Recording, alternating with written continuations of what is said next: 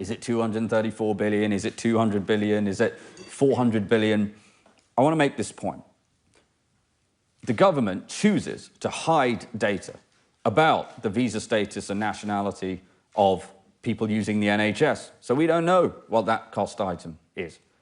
It chooses to hide the same for state pension recipients. It chooses to hide the same for PIP, disability recipients. And it chooses to hide the same for social care. These are enormous cost items. Ask yourselves why they hide those numbers. The true scale of this fiscal disaster that is looming on this country, if we do not get a reform government and if Nigel's not the Prime Minister, in reality is much, much higher than that £234 billion a year. And that's before we talk about the robbing of British people of their culture, the robbing of our young people of opportunity. You know, Boris Johnson was in the last week wrote an op-ed lambasting our younger generation for being wet, for being wimps.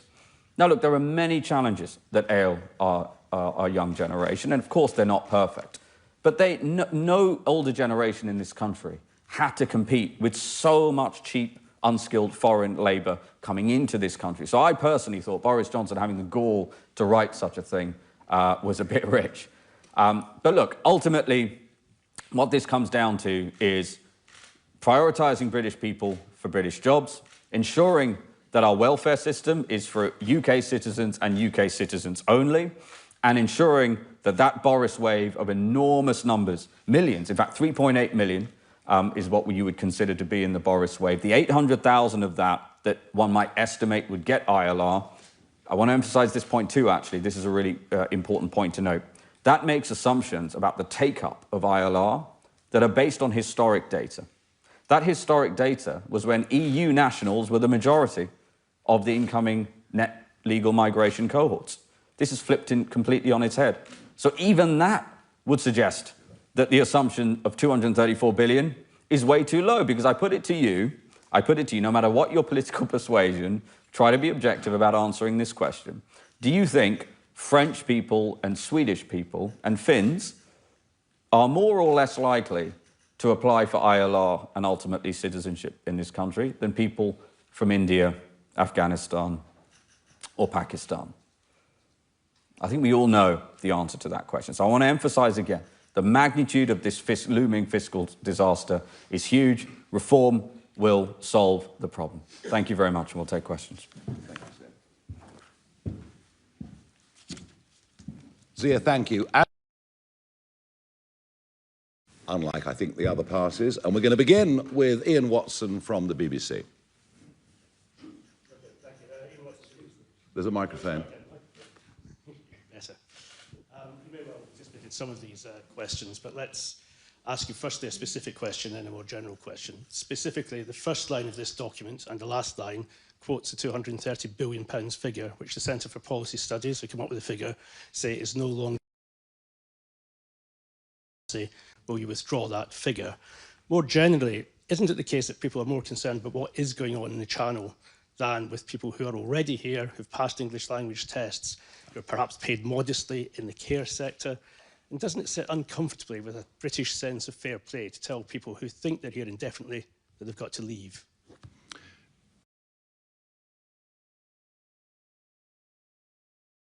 That is without doubt too low. It underestimates things. I suspect many more than 800,000 actually will apply for indefinite leave to remain. Plus, it's quite tough to get all of the figures. And if you go back to those who've already been granted indefinite leave to remain, without doubt, the number is considerably bigger. The British public are very focused on what's happening in the English Channel. That is right, because it's visible, it's there for all to see, and you now have Conservative and Labour governments both promising they'll do something about it. So the issue's become a very big national issue, and people are worried, as we saw with the Bell Hotel in Epping. They're worried about crime, they're worried about national security. There has not been a proper debate on legal immigration because all the so-called main political parties have agreed. Both Labour and Conservative governments have been happy to have open-door migration. The Liberal Democrats obviously would not criticise, nor the SNP, nor the Greens, nor anybody. And that is why we've not had a proper, full national debate about this. What we are attempting to do today is to make people realise that large-scale migration into Britain, where 50% at least of those that come will never work and live off the British poorer. And we want to have that debate. Quite how the Labour and Conservatives will defend themselves against this, I don't know. So we want to have an honest debate. And you talk to me about a sense of fair play. Yes, you're quite right. A fair play to British people who've been priced out of the market, where minimum wage has become maximum wage in many, many sectors, where employers and others haven't bothered to upskill British people by relying on endless cheap foreign labour coming into Britain. This is the end of endless cheap foreign labour and an attempt to get young British people trained up to do the right jobs with the right pay. Thank you. Olivia Utley from GB News.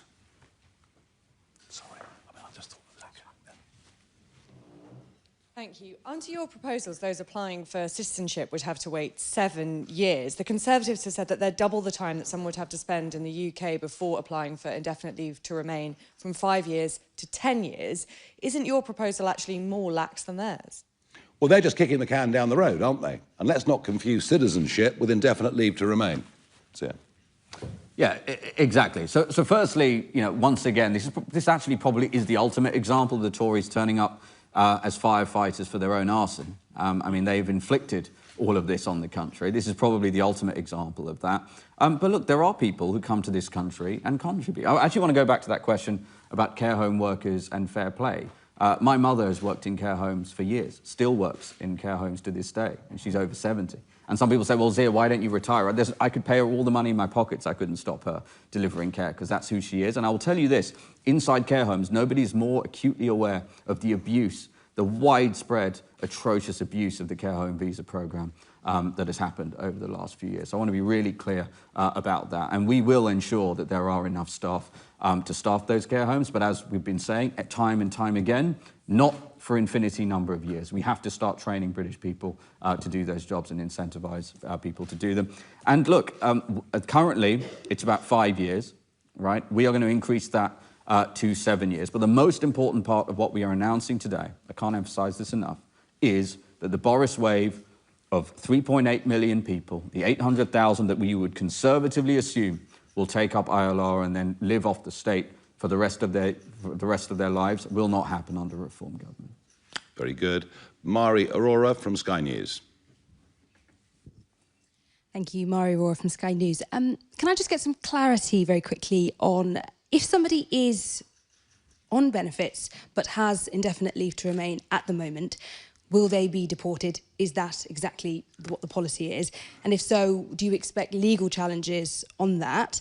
And if I may, just a second question, what about pensioners who have indefinite leave to remain? They won't be able to apply for a work visa because they're not working anymore, but they may have been in this country for decades. Let us deal with the main objective of today's press conference.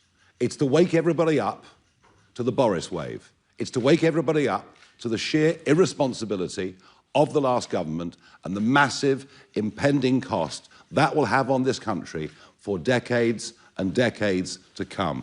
That is the primary reason that we're sitting here talking with you today. Yes, it is true. There are those here on indefinite leave to remain that are living on benefits. Will we be free from legal challenges? Well, of course, having cut out the Human Rights Act, the European Court in Strasbourg, British courts will be free to make judgments that are the right judgments, which they're not at the moment. We are not for a minute pretending that going back through the backlog is going to be an easy thing to do. It'll be complex, it'll come in many forms, but we do intend to address it. So, yeah, any thoughts on that? Yeah, no, completely agree. I mean, look, will we get legal challenges to Nigel's entire agenda? Yes. One quite cool feature a government does actually have, if they have the political will and the parliamentary majority to do it, is to change the laws, which ultimately is what legal challenge is dealing with. So as Nigel says, top of the agenda is leaving the ECHR, repealing the Human Rights Act, replacing it with the British Bill of Rights. So to the degree there are legal challenges, Nigel's government will win them. OK, Romney Weeks from ITV News.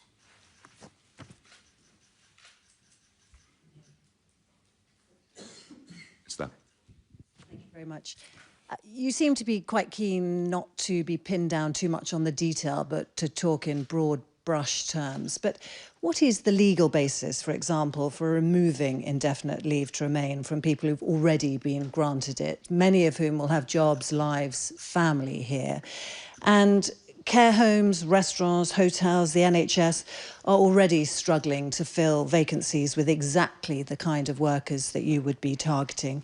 Are you happy to further damage those sectors? And how do you expect them to be able to afford to pay for the additional levy to train equivalent British workers?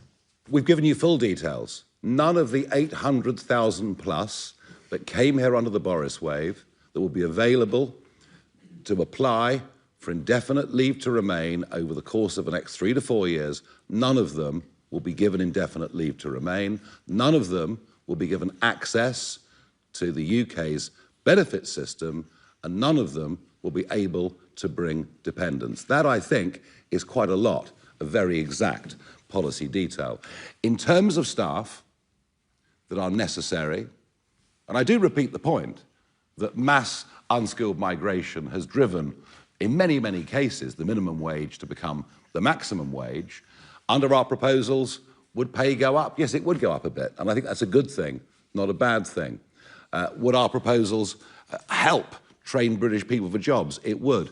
But let Zia reiterate how the visa scheme would work for where there are genuine labour shortages. Yeah, so firstly, again, the premise of your question is everybody who is here on ILR is working. And actually, as we've already pointed out, that the opposite is the truth. Now, there are people who are on ILR who are contributing significantly to this country. We're not disputing that. That's why we are introducing this 5-year renewable visa, albeit with a materially higher salary threshold, so that the people you're referring to, who are adding a lot of value to the country, and fiscally, on a net basis, will be able to stay. That's totally fine, and they will have a path to citizenship. With regards to, for example, care workers, I've already referred to this, they would be inside that ASSV category, acute skills shortage visa. But we want to emphasise, it will be a finite number, it will be capped, it will not be open to abuse, and to the degree that employers benefit from that visa, they will have to fund a programme to train British workers. I want to reiterate, the fact that this doesn't happen currently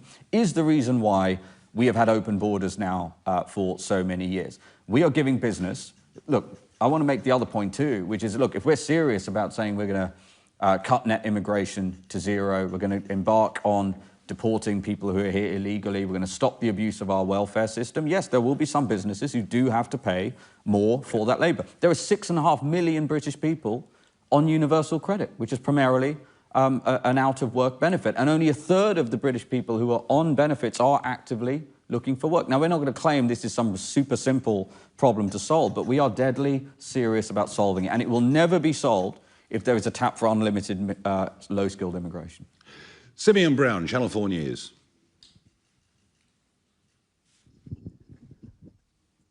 Many of the people who took part in the protests a few weeks ago to unite the United Kingdom said that their beef was not with people who were here for legal purposes. They said that if you came here and you were working and you were contributing, that was fine for them. Does this policy almost betray British values in the sense of fairness? And fundamentally, has there been an assessment of the cost? Many people on indefinite leave, they are working, they are contributing, they are running businesses. And so has there been a factoring of what impact this could have on those people? And ultimately, does this also set up potentially a kind of Windrush scandal type fiasco, especially when you consider how integrated many of those people really are? They're in marriages, they're in friendships, they're colleagues of people. So this policy has a potential to not only unsettle deep social fabrics, but also have a huge economic impact. Yeah, I mean, look, the reason that people will answer that at the march or wherever else it may be, and it goes back to the first question that we had today, is there's been no debate on this, there's been no facts. If people are coming here working, contributing, obeying the law, not bringing dependents, not using the welfare system, then people won't have any objections because we're a fair-minded country. What they don't know, because no one's ever told them, is over half of those that come don't work and will never, ever work, and are a direct drain on the taxes that they themselves pay when they get up in the morning and go to work. And we're not against skilled immigration into Britain. In fact, Zia's said, of course, we want this. We want people coming in. We want bright people coming in. We want those that will contribute to our society. We will have lower skilled people on visas where there are genuine shortages in the market. We've not had the debate. And I repeat the point. For 20 years, I was told, shut up and go away because it's good for the economy. And now we can see, not only is there a massive welfare bill, not only is there the impact on the quality of life through a population that actually net financially, if you look at productivity and many other measures and de-skilling of the British workforce, it's been a net loss. On the complexity of families going back, we understand that. Yeah, we do. We absolutely understand that. And that's why we're giving people advance notice of what's coming, and this will all be in the, frankly, hundreds of pages of legislation that we aim to have ready should reform win the next general election. I want to go back. There was a question earlier about what's the legal basis for revoking on a retrospective basis ILRs that are already here. I want to be really clear about this. Parliament is sovereign. Parliament is sovereign. And with primary legislation, that will be the legal basis. Now, our aim, as we've said many times before, is to get Nigel into number 10 Downing Street, flanked by 350 to 400 Reform MPs who believe in this, who understand what our agenda is, and will vote this stuff through. The fact that these questions are even asked in a country like this is just a function of learned helplessness, because we've had 14 years of Tory government that were basically 2 or 3 different political parties in one, and nobody had the political courage. So the answer is primary legislation and Parliament being sovereign. Martin Beckford from the Daily Mail. Thank you. You admit these ideas are very bold. Do you not have any concern that by promising such huge savings and massive reductions in immigration, you're bound to disappoint your voters who already have very low trust in politicians on this issue? Thank you. I understand we're aiming high. I understand we're ambitious. We need to be. The country's in dire trouble. Dire trouble economically, dire trouble socially. These are, let's put it to you like this. There's nothing we're proposing that we don't think is doable. And the primary purpose of today's press conference, as I'm going to say for a 3rd or 4th time, is to make sure that the Boris wave do not qualify for ILR, are not able to bring dependents, are not able to claim benefits. Otherwise, the cost to our welfare system over the next 5 to 10 years will literally send us under economically. That is absolutely achievable. And indeed, when we spoke at the previous conference about deportations of illegals, we had the former head of Border Force saying, yeah, actually, the numbers that they've talked about are realistic. Is it going to take great political will to achieve these things? Yes. And that's why those people that stand for us at the next general election, we don't want careerists, we want people who genuinely believe in this mission. Thank you. Ryan Saby from The Sun. Thank you very much. With so many overseas workers who could possibly be leaving, are you sure, and how convinced are you, that British workers have the appetite and aptitude to do many of the jobs, especially with many on the long-term sick and 2.6 million on that long-term sick? Well, we have to revise the long-term sick. The system that's been in place over the course of the last few years is frankly farcical, where you go to a family GP, you say you've got depression, the family GP feels pressured to sign you up. I mean, during the pandemic, it was being done on 10-minute Zooms, and a lot of that needs to be revised. It just is ridiculous that, another 1,000 people a week are going on to long-term sickness, disability benefits, and frankly being written off and told that they're victims. It's not good for them either. So look, we are going to have to. One thing that will encourage people to go to work, of course, is the fact that, we're saying that average wages under these plans will go up. And I understand that some employers will say, look, life is tough, etc. But equally, when you've got 1 million people now, 1 million people in work who would be better off coming off work and getting sickness and disability benefit tells you what a terrible poverty trap we're stuck in this country. And that is why, and this is an aspiration we can't do in the first year, this will take time, but it's why our ultimate aspiration will be to raise to £20,000 the threshold at which people start paying tax. And that would get us out of this 16-hour-a-week trap. People who want to go to work, but if they work for more than 16 hours, they're worse off than they currently are. I accept, and referring back to Martin's question earlier, that's not something we can do overnight. We would need to have created a massive investment and huge growth to get there, but it's where we intend to get to. Okay, Aubrey Allegretti from The Times. Good morning. Thank you, Nigel. Aubrey Allegretti from The Times. First question to Zia, if I may. What is the cap on the national critical role visas? How many will be eligible per year? How will the cap be set? Can it be changed on a whim or depending on sort of sudden shocks or needs of the economy? Or is it going to be hardwired into legislation? You mentioned that care workers would be in that. What other professions will be as well?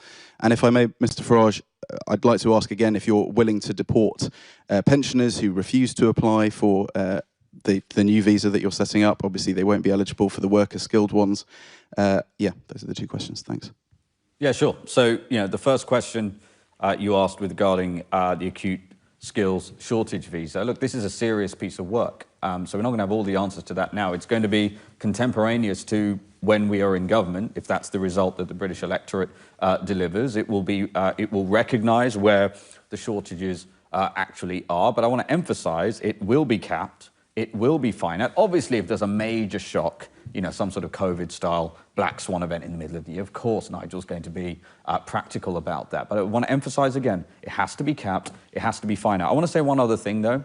In the policy team doing this work, it is pretty unfathomable how little data this country appears to have on any of this stuff. I mean, how is it that the ONS revises up the net migration number from last year from like 800,000 to 1 million, when these are people coming to the country illegally, going through turnstiles, scanning their passports? If you would ask any corporate in and around London how many people are in their building at any given point, they would be able to answer because they're scanning passports. The reason why there isn't data on this stuff, no data on foreign nationals using the NHS or state pension or PIP, etc., is because the government does not want us to know the answer. So we will materially upgrade our data capabilities. But I want to emphasize again, strictly limited, strictly capped, and to the degree that they are issued, British workers will be, on an accelerated basis, trained up to take those jobs. The people you're talking about, the pensioners, probably have UK citizenship. If they haven't got UK citizenship, why on earth are we paying them old age pensions? Why on earth would we be paying them old age pensions?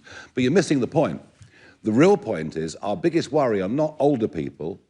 If we're going to go back, our biggest priority are young, unproductive people who are here, who are not working, and yet if they get ILR, will be able to bring extended members of their family to this country at enormous economic cost. It's actually the age profile that worries us about the Boris wave in some ways more than anything else. Young, unproductive people, unlike the myth that everyone that comes to Britain works hard, pays their taxes. It just, sadly, isn't true. But I repeat the point for the 5th time. This press conference is about stopping the Boris wave of a minimum of 800,000 people getting indefinite leave to remain at vast cost to this country over the decades to come. Yes, there are historic messes and problems to clear up, and that will take time. But the immediacy of what we're talking about is what we believe we will be able to do within the first 100 days. Thank you. Charles Hymas, Telegraph.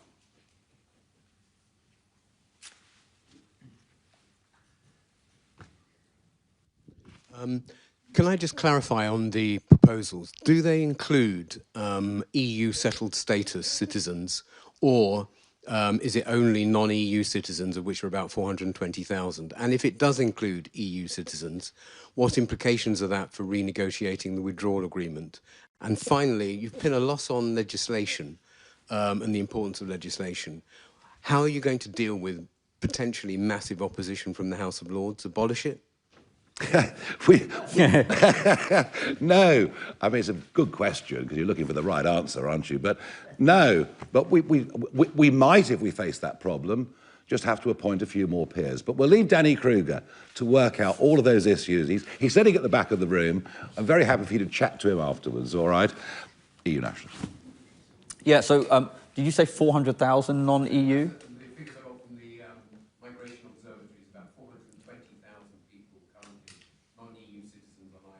Okay, yeah, I mean, the reality is that we think the number's materially higher than that, and the government doesn't disclose these numbers, so that would be a guesstimate anyway. Look, so the answer is no in terms of EU settled status. But there is a caveat. There is a caveat. There are a lot of EU nationals in this country who are drawing on universal credit. So, you can expect Nigel's government to open negotiations with the European Union specifically about the welfare aspect. But as Nigel has said time and again, the big issue we're talking about here is the non-EU numbers. And by the way, even if that 400,000 number is correct, which again, we certainly don't recognize that number, and we looked really hard to find any official data, most of the people we're talking about here do not yet have ILR. This is the point. They're going to be getting ILR at extraordinary, unprecedented rates. They're much younger than historic migrants. They're from countries that are, frankly, countries that will have a much higher propensity to claim ILR and citizenship than historically, because over 90%, I think it's 96% of the Boris wave are non-EU. This was the craziness of the betrayal. He basically flipped EU migration into non-EU migration and then turned on the afterburners. Yeah. Michael Knowles, Daily Express. Thank you very much. Your policy documents indicate that the number of dependents that someone can bring will be linked to their salaries. And it also specifies that, for example, tier 1 would be 1 dependent. Will you specify who that dependent is? And to give an example, what would happen if it's a family of 4 of 2 adults and 2 children? Thank you. Yeah, so the answer is yes. If we're actually serious about ensuring migrants are paying their way, we know that dependents are orders of magnitude less likely to be working themselves and to be contributing, even on a gross basis, to the exchequer and to the country as a whole. So it has to be linked to that. And if you're in any doubt about that, if there's a world-class neurosurgeon who wants to move to the United Kingdom under a reform government, we're not going to be asking which kid they have to leave behind, right? So we have to be serious about this. The reason we haven't put the numbers in is, again, because we're serious. We need to do net fiscal modeling with whatever data is available. We will be lobbying as hard as we can to get disclosure from this government about, the inputs into that model, and it will be contemporaneous to just before a general election. So there has to be a very serious discussion about how many dependents come, and that's why we've modeled it that way. All over the world, you apply for a work visa, that visa is for you. Not to bring your family, it's for you. It's for a set period of time, and at the end of it you leave, or you're physically deported. That is how a normal work visa works. And we're talking about a 5-year renewable visa, and there'll be those that bring great credit to themselves, to our country, who will want, in some cases, to transition to UK citizenship. Others who won't, and once the visa is up, it's up and they go. And this is the odd thing about our debate in this country, is that we've just accepted that a work visa is an automatic route and right to immigration for you and the whole of your family from whatever part of the world it may be. That is how completely wrong-headed everything has been since New Labour, going back to the late 1990s when this thinking first came in, having not been there at all in the decades since the end of the Second World War. 50 years, 55 years of managed migration, sensible net migration that had come to Britain in all those years, and everything went haywire under New Labour, and sadly the Conservatives, whilst talking the talk, never had the courage to walk the walk, and we have. Neela Lloyd from PA. Thanks. You've said that legal migration under Boris Johnson was very poorly managed, but as it stands, isn't it the case that people who came to the country under that government will have had the opportunity to apply for UK citizenship by the time of the next election? And is it part of your plans to retroactively review UK citizenship grants, as well as reviewing the right to be here for people who were previously granted ILR? Or will everyone who has previously been granted UK citizenship be safe? No, no. If you've been granted UK citizenship, you have been granted UK citizenship. To be absolutely clear, there should be no confusion over that. You know, we would not retrospectively change that because you become a legal citizen of this country. We would never, ever suggest otherwise. Yeah, no, nothing to add to that. Okie dokie. Lucy White from Bloomberg. Hi both, thank you for taking questions. I wanted to ask you about, well, Labour has already announced plans to extend the timeline for ILR from 5 years to 10 years. Already we've had a lot of questions from clients, from readers in the city who are worried about the fact that they may no longer be able to, you know, have the plans that they were banking on when they arrived in this country. Do you accept that this is going to have a huge chilling effect on the types of workers who want to come to the country? And yes, you talk about the investor visa and so on, but there are many people who would not qualify for an investor visa who are still bringing a lot of economic benefit to the country. And then if I can ask about the care sector as well, how do you expect them to fund the training that you're asking them to do when it is largely a state-funded sector and they're already saying that they can't afford that? Lots and lots of questions there. Very good.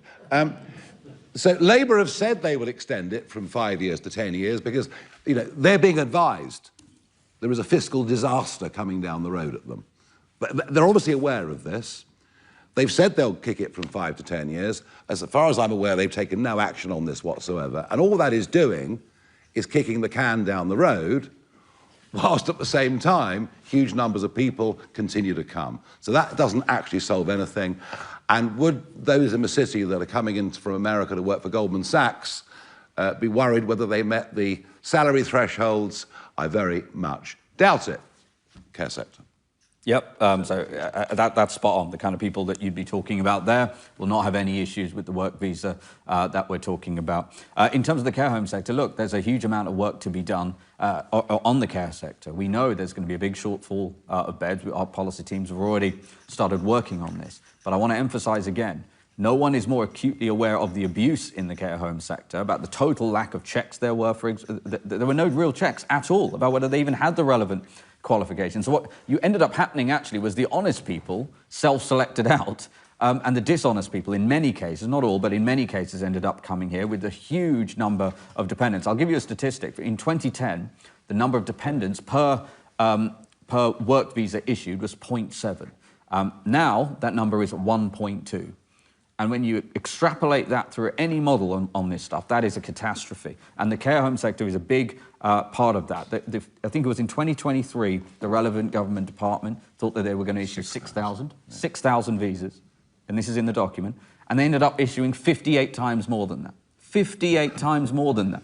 This is the state of decay and total malaise and incompetence that we currently have in our immigration policy. So we will ensure that British people have enough hospice beds, have enough care home beds. But all of this is connected. That we're certainly not going to have that because it's an infinity amount of money that the care home sector needs if we're also going to take care of the millions of Boris wave migrants who would end up staying here for decades. Yeah. Adam Cherry, Guido Fawkes. Thank you. The Mayor of London, Sadiq Khan, has responded to your plans today, and he says thousands of Londoners have indefinite leave to remain. They have legal rights and are our friends, neighbours and colleagues. He goes on to say threatening to deport people living and working here legally is unacceptable. What's your response? What about the ones that aren't working? What about the ones that have never worked and never will work? What about having an honest debate about those we've let into this country, many of whom are great people? Fine, we understand that, but too many of whom are not. We've totally misunderstood what a work permit, what a work visa is. It's been a backdoor to full-time settlement. And look, you know, we will do battle with Mayor Khan in the 32 London boroughs that are up for election next May. And I'll answer more directly questions from him when the time comes. Two more. Kitty Donaldson from the I newspaper. Thanks very much. Apologies if I missed this, but have you put a salary cap on the higher rate for working visas? And secondly, just to go back to the care sector, we're staring down the barrel of an ageing population, councils who are strapped for cash. will there be a sort of transition period where you say to councils, look, we're not taking away all your cheap labour, and how long will that transition period be? And I mean, if Reform wins the general election, at which point do you think you'll get to the point where you've got the sort of labour you want to have in place in the care sector? On the first part of that, on caps, you ask about salary caps. There was another question over there about numbers caps. The point about caps is that they're things that need to be changed every single year. They vary according to circumstance, according to industry. And, you know, the answer is, we don't know where the next general election is going to be. I suspect it might be rather sooner than some other people think it will be. And we'll do that nearer the time. To do it now would be quite ridiculous. Care again?